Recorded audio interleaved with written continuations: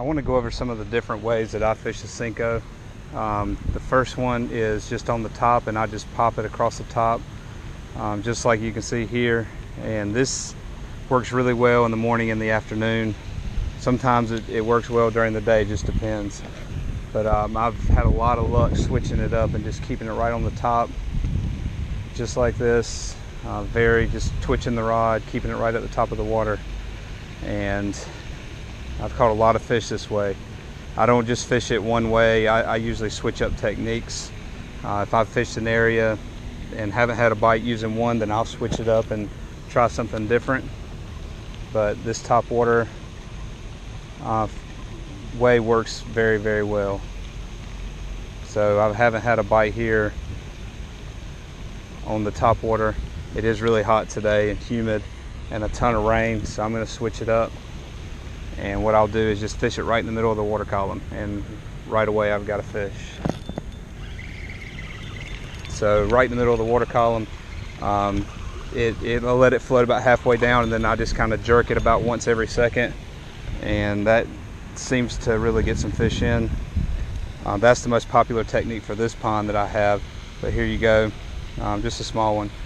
But we'll try that again. But you see, fishing this same area, I was able to catch one even though the other way didn't work. So it's really a good idea to switch up your techniques. But what I'll do is just let it sink for a second, and then I'll pop it right in the middle of the water column about once every second.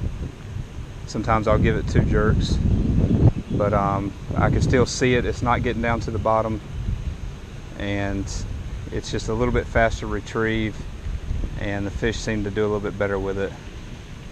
And I just usually 1 or 2 jerks every second. Just keep it off of the bottom, but not on the top. Try one more like that.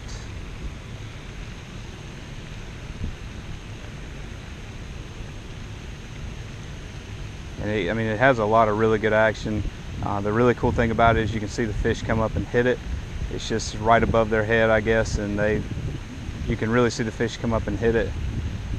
And I've had a lot of luck, especially in this pond with this setup, fishing it that way. All right, and then the last way that you could fish it, and we'll try it right over here where we've been fishing, it's just a little bit slower retrieve. So we'll let it sink all the way down to the bottom, and then I'll do a 2 and then reel in the slack.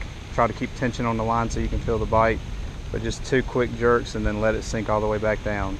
And you're just going to have to guess if it's on the bottom or not. I just let it sink for a couple of seconds, just a little bit slower retrieve, and then I'll do 2 jerks. Always keeping tension on the line so you can feel a bite.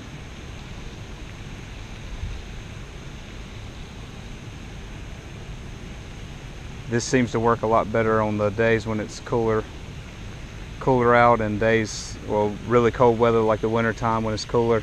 And then it also works really well in the summertime when it's just really, really hot, and it's been hot for a long time. Typically I switch between these 2 in the daytime. I'll do the middle of the water column and then do the bottom, and that usually produces the most fish.